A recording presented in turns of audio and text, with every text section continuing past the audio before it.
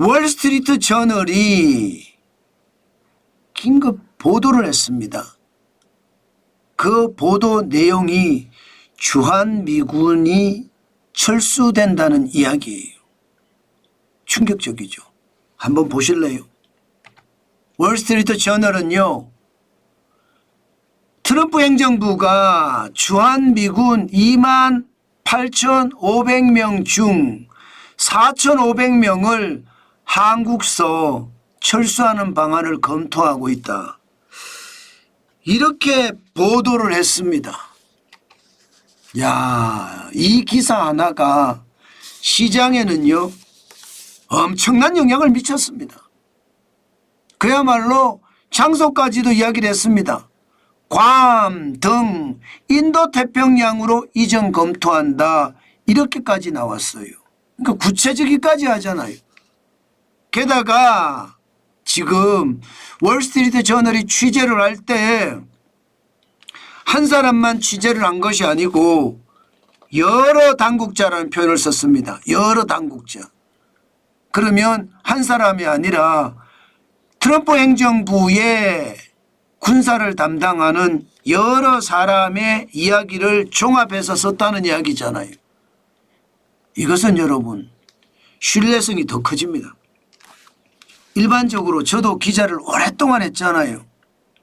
일반적으로 기사를 쓸 때 핵심에 있는 한 사람이 이야기할 때 그 한 사람의 이야기를 사실 만들어서 기사를 씁니다.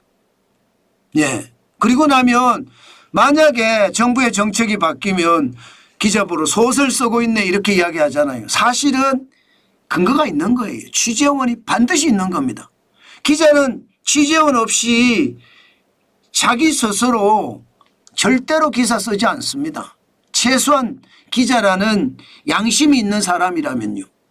그런데 월스트리트 저널은 한 사람도 아니고 여러 당국자를 취재한 거예요.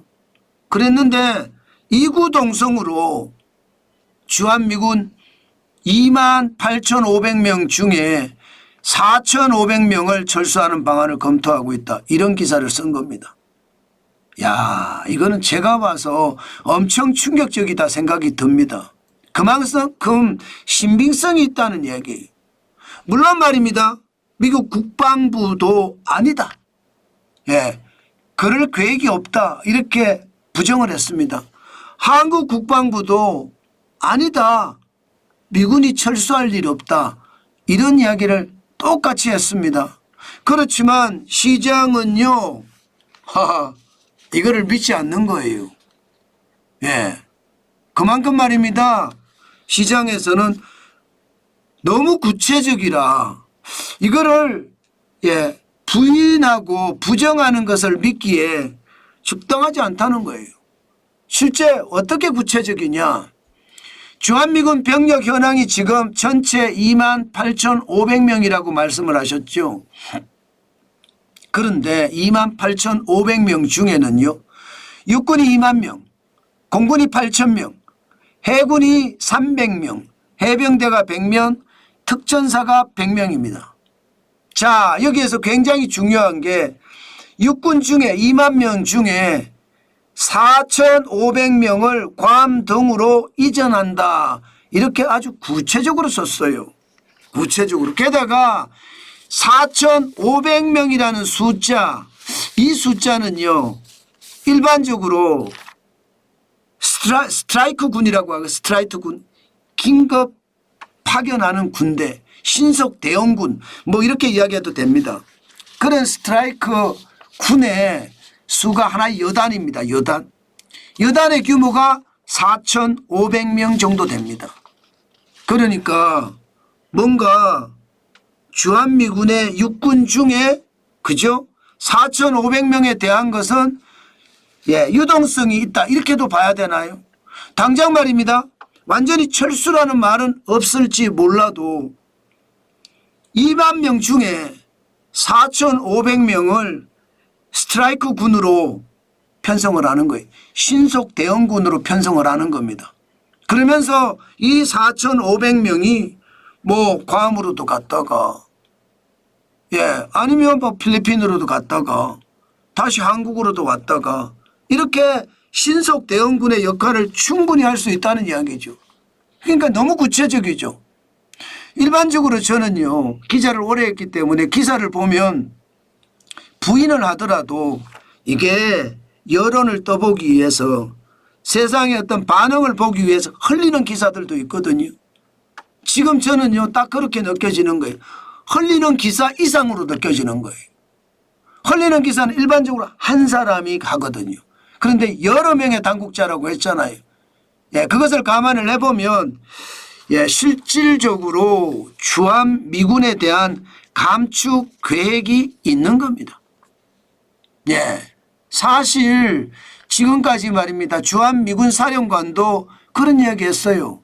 한국군에 한국군에 지금 들어와 있는 주한미군 여기에 대한 것을 전략적인 어떤 수정이 필요하다 이런 이야기를 해왔습니다. 지금까지 말입니다. 주한미군의 역할은요. 6.25 정전 이후에 대북 억제 역할을 하는 거예요. 제2의 남침을 막겠다. 쉽게 말하면 인계철선입니다. 인계철선. 그런데 주한미군 사령관이 뭐라고 했습니까? 대한민국에 있는 주한미군은 중국 앞에 항공모함이다 이렇게 이야기했습니다. 이 말은 여러분 대북 견제 역할에서 대중 견제 역할로 확장시키려고 하는 것 아니냐 이런 예상을 지금 하고 있는 겁니다. 당연히 대북 견제 역할을 하겠죠. 그러나 이게 정지된 항공모함이라고 이야기할 정도면 결국 말입니다. 남한 땅 자체가 대한민국이라는 땅 자체가 중국을 견제하는 핵심 전략기지가 된다는 뜻인가요? 그렇게 변한다고 이야기하는 겁니다. 그러니까 뭔가 역할이 변하잖아요. 역할이 변하니까 아마도 말입니다. 이게 대중 견제로 바뀌면 중국이 대만을 침공하는 것까지 감안을 해야 되는 거예요. 이제 지금까지는요. 지금까지는 대북 견제 역할을 했는데 이제 그게 아니라 대만 양안 전쟁이라고 하죠. 중국이 대만을 침공하는 것. 그것까지도 역할을 담당한다. 그러면 한국에서 말입니다. 대만으로 내려가는 것보다가 괌에서 대만으로 올라오는 게 훨씬 전략상 유리하거든요. 그런 측면을 감안을 해보면 분명히 말입니다. 주한미군 감축에 대한 철수는 꼭 아닐지 모르지만 감축에 대한 이야기는 충분히 나올 수 있다. 이렇게 여러분들에게 말씀드릴 수 있을 것 같습니다. 기본적으로 역사적으로 보더라도 말입니다. 주한미군은 그때 줄여왔거든요. 전략적 유연성을 가지고 주한미군을 감축해 왔습니다.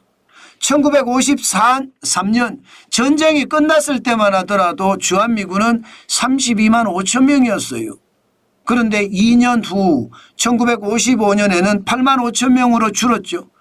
그리고 1969년에 닉슨 독트린이 발표가 되면서 1970년에 주한미군 철수 계획을 발표를 했습니다. 절반을 줄였어요. 4만 3천 명까지. 그리고 1989년에는 넌 원어 수정안을 통해서 3만 6천 명까지 줄였고요. 2004년에는요. 한미안보협의회 회의를 개최해서 이때 정상회담을 했습니다. 3만 5천 명으로 줄여서 2006년에는 이제 고정을 시켰습니다. 2만 8,500명으로. 그러니까 역사적으로 보면 시기와 때에 따라서 감축을 계속해 왔잖아요. 앞으로도 감축을 한다는 뜻이잖아요. 그러면 지금 월스트리트 저널에서 기사를 쓴 것은 그만큼 신뢰가 있고 신빙성이 있다 이렇게 얘기해도 틀린 말은 아니라는 뜻입니다. 저는요. 주한미군의 철수나 감축 굉장히 중요한 요소라고 생각합니다. 대한민국 입장에서는요. 그렇지만 언젠가는 올 일입니다. 언젠가는 뭐 지금 현재 감축이 되든 아니면 가까운 미래에 감축이 되건 아니면 더 큰 미래에 더 먼 미래에 더 많이 감축이 돼서 철수를 하든 뭔가 계속 위상은 바뀌어갈 거예요. 중요한 것은요. 우리가 어떻게 대응하느냐의 문제입니다. 저는 이거 아주 강력하게 대응을 해야 된다고 봅니다.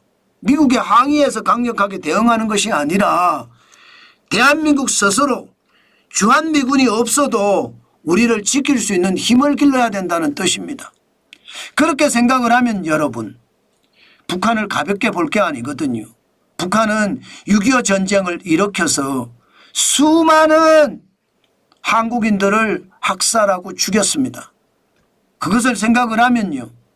저는 우리 스스로 한국군 스스로 우리 스스로 우리를 지킬 수 있는 그런 힘을 길러야 되고 그러자면 거기에 필요한 지도자가 있어야 됩니다. 박정희 대통령 같은 지도자가 있어야 돼요. 그렇지 않고는요. 지금처럼 느슨하게 북한이 왜 쳐들어오겠어. 북한이 핵을 대한민국에 쓰겠어. 이상한 이야기 하지 말고요. 아주 강력하게 우리가 방위를 튼튼히 하는 것. 이것이 바로 우리 스스로를 살리는 길이에요. 다시 6.25 전쟁 같은 최악의 동족 상잔의 비극은 막을 수 있다는 뜻입니다. 때문에 여러분 주한미군이 감축을 하든 철수를 하든 이게 중요한 게 아니라 대한민국이 스스로 대한민국을 지킬 수 있는 힘 이게 더 중요한 거라 저는 생각합니다.